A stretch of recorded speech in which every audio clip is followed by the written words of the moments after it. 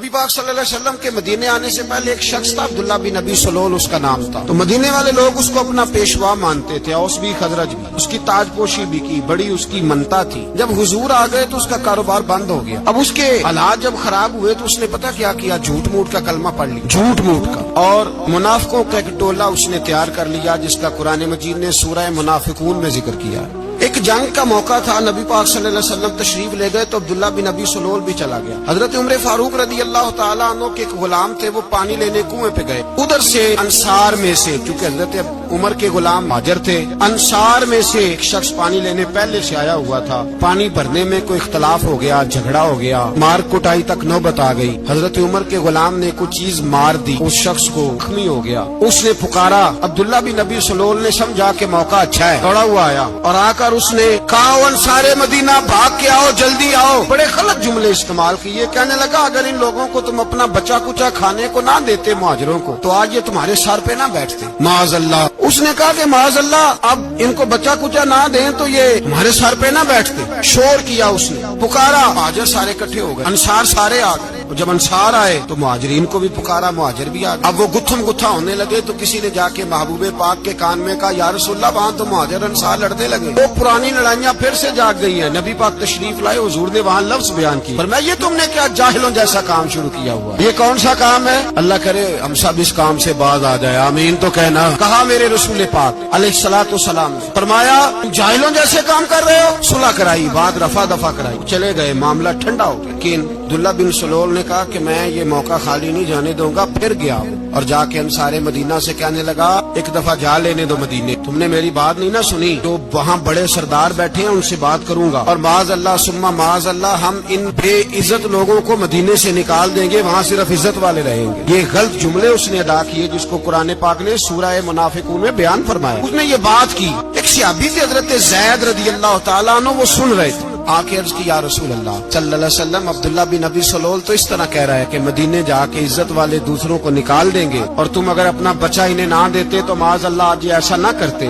حضرت عمر نے بھی سن لیا، حضرت عمر نے بات سن لی، تلوار نکالی اور دوڑے، حضور نے بازو پکڑا، فرمایا کدھر جا رہے ہیں؟ کہا یا رسول اللہ اگر آج سزا نہ دی تو کل اور بات بھی کرے گا، اور اگر آج ایک قتل ہو گیا تو باقی سیانے بن جائیں گے، یا رسول اللہ مجھے چھوڑے میں ماروں گا۔ حضور نے فرمایا عمر چپ کر، وہ جھوٹ موٹ کا کلمہ پڑھتا ہے، لوگ کہیں گے کہ محمد ابن عبداللہ نے اپنے ساتھی مارنے شروع کر دیے، چپ کر، حوصلہ کر، صبر کر، دلیری کر۔ حضرت عمر کہتے ہیں میری حضور کے کہنے پر میں ٹھہر تو گیا، پر وہ میرے اندر جو آگ لگی ہوئی تھی ٹھنڈی نہیں ہو رہی۔ کہتے ہیں میں چپ تو کر گیا۔ نبی پاک علیہ الصلوۃ والسلام نے پوچھا عبداللہ بن ابی سلول سے، تو نے یہ کہا ہے؟ کہنے لگا حاشا وکلا، میں نے بات ہی نہیں کی۔ اب لوگ کہنے لگے کہ زید تو نوجوان ہے، تو یہ بوڑھا آدمی ہے، چلو صحیح کہتا ہوگا۔ حضور بھی خاموش ہو گئے۔ اللہ پاک نے قرآن مجید نازل فرما دی، فرمایا اللہ نے سن لی ان کی بات جنہوں نے یہ کہا ہے، اور پھر لفظ بڑے حسین ہے، فرمایا یہ کہتے ہم عزت والے ہیں؟ نہیں، اللہ العزت ولرسولہ وللمؤمنین، میں عزت تو اللہ کے پاس ہے، اللہ کے رسول کے پاس ہے، اور عزت تو مومنوں کے پاس ہے،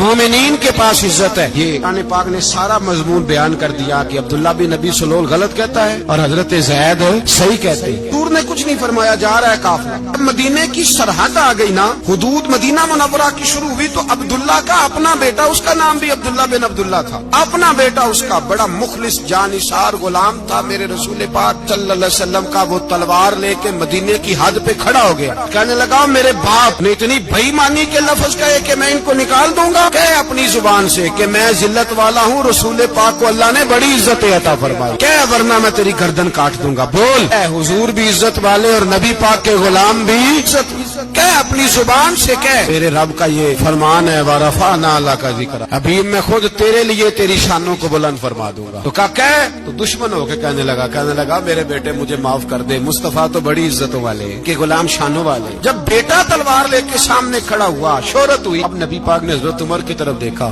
کہا عمر تیری بات صحیح تھی، اب جو ہوا یہ زیادہ صحیح تھا، وہ میں نے تجھے کہا حوصلہ کر، تدبر کر، وقت کا انتظار کر، یہ صحیح ہوا کہ وہ صحیح تھا۔ حضرت عمر فاروق کہنے لگے یا رسول اللہ میں گواہی دیتا ہوں آپ واقعی اللہ کے سچے رسول ہیں، اللہ اتنی اچھی رائے کا فیصلہ کرتا ہے، تدبر سے چلے، عنایت سے چلے۔ اگر تو یہ سمجھ جائے کہ بس اللہ نے جو میرے لیے بہتر سمجھا مجھے دے دیا، صحیح ہے، میری آزمائش ہے، کیا ہے، کچھ ہے جو اس نے بہتر سمجھا مجھے، اس میں پھر تو سکھی ہو جائے، میرے لیے جینا آسان ہو جائے، پھر تو بہت ساری پریشانیوں سے آزمائشوں سے دور ہو جائے۔ نبی پاک علیہ السلام نے ہمیں حوصلہ کرنے کا حکم دیا۔ 2-3 سال پچھلے سال یا اس سے پچھلے سال حج کے موقع پہ نا ہمارے پاکستان میں تو بڑے بڑے انوکھے واقعات ہوتے ہیں، سننے سے کیا میں کہتا ہوں وہ عبرت کے لیے ہوتے ہیں۔ جعلی ویزے لگوا دیے حج کے کسی ایجنٹ نے، اللہ کے مہمانوں کو بھی لوگ لوٹ لیتے ہیں، جعلی ویزے لگوا دیے۔ اور مزے کی بات یہ ہے پاکستانی ایئرپورٹ سے گزر بھی گئے وہ ویزے والے، اور احرام باندھے لوگ جدے پہنچ گئے۔ 4 آدمی تھے، انہوں نے ویزا دیکھا تو کہا نقلی، آپ کو واپس جانا پڑے گا۔ اگلی فلائٹ سے وہ لوگ واپس آئے۔ اب مجھے بتائیے ان کی جب وہ چھوٹے چھوٹے کلپ آئے، ریا نے ان کی باتیں سنی تو ان کے آنسو نہیں تھمتے تھے۔ ایک آدمی احرام باندھ کے گیا ہے، بولی سمجھتے ہیں آپ؟ میرے جیسا غریب آدمی کبھی اس نے ارادہ کیا اور مدینے جانے کا لیٹ ہو جائے تو کلیجہ پھٹنے کو آتا ہے، کچھ مجبوریاں پیروں میں آ جائے، نہ جا سکے تو پتہ نہیں اتنی توبہ کرنے کو دل کرتا ہے کہ کہیں غلطی تو نہیں ہو گئی، ایسی بات تو نہیں نکل گئی، یقین کرے طبیعت پریشان ہو جاتا، ہر کوئی ایسا کام تو نہیں ہوگا جس کی وجہ سے یہ بات ہوئی۔ 4 آدمی لوٹ آئے، ہاتھ خراب ہو گئے، لوگ رو رو کے قصے سناتے، لیکن میرے رسول پاک علیہ السلام کا حوصلہ دیکھو، حضور کعبے کا بھی کعبہ، حضور مالک، حرم کے مالک مطلق، جن کے صدقے اللہ نے کعبہ کو بیت اللہ بنایا۔ حاجیو آؤ شہنشاہ کا روزہ دیکھو، کعبہ تو دیکھ چکے اب کعبے کا بھی کعبہ دیکھو۔ حضور 1400 صحابہ کو لے کے گئے عمرہ کرنے، مقام حدیبیہ پر پہنچے تو کافروں نے روک لیا، ہم عمرہ نہیں کرتے، تو اور میں خادم اور جو وارث و مالک ہے 1400 صحابہ ہم نہیں عمرہ کرنے دیتے، واپس جائیے۔ صلح لکھی جا رہی ہے، صلح کی شرطیں کیا ہیں؟ مکے سے کوئی آدمی غلطی سے بھی مدینے چلا گیا، مکے کا آدمی تو مسلمان اگر ان کے ظلم سے تنگ آ کے، مکی مسلمان کافروں کے ظلم سے تنگ آ کے مدینے چلا گیا تو مدینے والے واپس کریں گے، اور اگر مدینے سے کوئی شخص غلطی سے بھی مکے چلا گیا تو مکے والے واپس نہیں کریں گے۔ اتنی سخت شرائط، حضرت عمر غصے سے کانپنے لگے، صحابہ پریشان ہیں، پر میرے رسول پاک نے صبر دکھایا، حوصلہ، تدبر، یہ تدبیر ہے، صبر ایک بہترین تدبیر ہے، اگر کوئی اپنائے تو بہترین طریقہ ہے۔ حضور نے فرمایا ہمیں منظور ہے صلح کا، اور اتنا سخت حکم ہے، کہنے لگے 1400 احرام والے واپس جائیں، بعد میں آنا، اس وقت نہیں عمرہ کرنے دیں گے۔ میرے نبی پاک علیہ السلام، مجھے بتاؤ، مجھے اور آپ کو دکھ ہوتا ہے تیاری ہو تو پروگرام رہ جائے، اگر احرام باندھا ہو اور اللہ کے رسول نے بندوایا ہو تو حضور واپس لوٹنے لگے تو کتنی تکلیف کی بات ہے۔ حضور نے فرمایا چلو آئندہ آئیں گے، معاہدہ لکھا جا رہا ہے، حضرت علی معاہدہ لکھ رہے ہیں، لکھو محمد الرسول اللہ صلی اللہ علیہ محمد رسول اللہ صلی اللہ علیہ وسلم اور قریش مکہ کے بیچ معاہدہ، یہ تحریر لکھی جا رہی تھی تو ابو سفیان بول پڑا، کہنے لگا جی ہم محمد رسول اللہ نہیں لکھنے دیں گے، معاذ اللہ، یہی تو ہمارا جھگڑا ہے، اگر آپ کو رسول اللہ مان لیا تو پیچھے رہ کیا گیا، محمد ابن عبداللہ لکھیں۔ حضور نے حضرت علی سے فرمایا رسول اللہ کاٹ کے محمد ابن عبداللہ لکھو، حضرت علی لکھ رہے تھے، محمد رسول اللہ لکھا تھا، فرمایا رسول اللہ کاٹ کے محمد ابن عبداللہ لکھو، حضرت علی کہنے لگے حضور مجھے یہ لفظ کاٹنا نہیں آتا، حضور مجھے یہ لفظ کاٹنا، کسی صحابی نے اعتراض نہیں کیا کہ لکھنا آتا تھا، کہا مجھے کاٹنا، حضور نے دوبارہ کہا علی کاٹ دو، کہا یا رسول اللہ مجھے یہ لفظ کاٹنا نہیں آتا، میرے حبیب نے تیسری دفعہ کہا علی کاٹو، تو شیر خدا نے قلم چھوڑا، ہاتھ باندھے اور کھڑے ہو، کہنے لگے محبوبہ مجھے تیرے قصیدے لکھنے آتے ہیں، کاٹنے کوئی نہیں آتے، میں مجبور ہوں، مجھ سے نہیں ہوتا، کوشش کرتا ہوں، نہ قلم اٹھتا ہے نہ ہاتھ چلتا ہے۔ میرے حبیب پاک نے قلم پکڑا اور لفظ رسول اللہ خود کاٹ کے محمد ابن عبداللہ کرایا، بھائی وقت گزر گیا، صلح ہو گئی، یہ تدبر، یہ حوصلہ، یہ تدبیر میرے نبی نے فرمائی۔ اب تو 1400 کو مکے نے نہ داخل ہونے دیا، لیکن 1 سال ہی گزرا، تھوڑا ہی وقت گزرا، میرے رسول پاک 10,000 کو لے کے مکے میں داخل ہو گئے، 10,000، اس نے فائدہ دیا، حکمت کیا تھی، تدبر کیا تھا، ایش روز لڑائی کرنے آ جاتے تھے، تبلیغ ہی نہیں کرنے دیتے تھے، ان سے صلح ہو گئی تو نبی پاک نے کیسر کو خط لکھا، کیسر روم کو، ہرکل کو، دور دراز تبلیغ پھیل گئی، مسلمان 1,00,000 سے زیادہ ہو گئے، ان کی طرف سے اب وہ لڑائی بند ہو گئی۔ میرے حبیب پاک علیہ السلام کے حوصلے نے کمال دکھایا، اس تدبیر نے فائدہ دیا امت مسلمہ، 10,000 کا لشکر لے کے حضور کعبے میں داخل ہوئے۔ جو ابو سفیان کہتے تھے نا محمد رسول اللہ لکھنے نہیں دوں گا، آج وہ خود کہہ رہے تھے اشہد ان لا الہ الا اللہ واشہد ان محمد رسول اللہ صلی اللہ علیہ، جو کہہ رہے تھے کہ میں یہ لفظ نہیں لکھنے دوں گا، آج ابو سفیان کی حویلی میں لاکھوں لوگ، ہزاروں لوگ بیٹھے تھے اور سارے کہہ رہے تھے محمد الرسول اللہ۔ اللہ محمد الرسول اللہ محمد الرسول اللہ صلی اللہ علیہ وسلم. محبوب کی تدبر نے، فقاہت نے، اور پھر کمال ہوا. 1400 کہاں اور 1,44,000 کہاں. 1400 کہاں اور 1,44,000. 1400 کو نہیں جانے دیا عمرہ کرنے.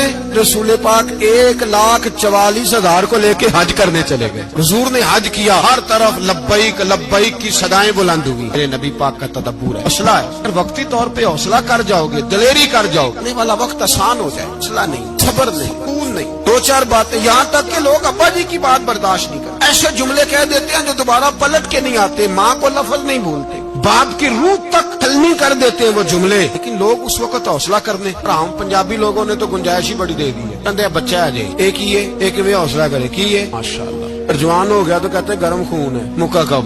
اگر بوڑھا ہو گیا تو کہتے ہیں بوڑھوں میں حوصلہ نہیں ہوتا. نہ بچے میں، نہ کس میں حوصلہ ہوگا، کسی میں بھی نہیں. چھٹی سب کو فتوا مل گیا نا، یہ بچہ ہے جی، ابھی یہ تو بچہ ہے. آپ تو سیانے بیانے ہیں، یہ بچہ ہے. کمال ہو گئی ہے بھائی. کیا مطلب ہے بچہ ہے؟ بچے کو سارا پتا ہے، ہر چیز اسے آتی ہے، حوصلہ کرنا ہی نہیں آتا. اور پھر کہہ دیا وہ تو گرم خون ہے. وہ کیا بات کرتے ہو؟ گرم خون ابے کے گلے پڑ گیا گرم خون. اس کو کھڑا کرو نا ایس پی کے سامنے، کو مار تھپڑ اس کے منہ پہ، تیرے گرم خون کا پتا چلے. غریب کے یہ گلے پڑ گیا، اس کو کھڑا کرو ایس ایچ او کے سامنے، پتا چلے گا خون کتنا گرم ہے. وہاں بالکل چپ ہے، بالکل خاموش ہے. اور گرم خون اس کا صرف اماں کے لیے. جلال صرف رہ گیا، اگر غریب گھر کی بیٹی بیاہ کے لایا تو صرف اس کے لیے. کوئی ایسی بات نہیں. ہم بڑے سیانے، ہمارا غصہ بڑا سمجھدار ہے، ہمارا وہ گرم خون بڑا سیانا ہے. وہ جہاں دیکھتا ہے کہ معاملہ ہلکا ہے تو وہاں وہ گرم خون جلال میں، اور جہاں دیکھتا ہے کہ سامنے والا تگڑا ہے تو وہاں وہ گرم خون فوراً ٹھنڈا ہو جاتا ہے. حوصلہ پیدا کرے. زندگی حوصلے مند لوگ جیتے. حوصلے مند نہیں ہوتے وہ تو زندگی کا 1 سال لطف سے نہیں جی پاتے. حوصلہ کریں، مسکرائیں.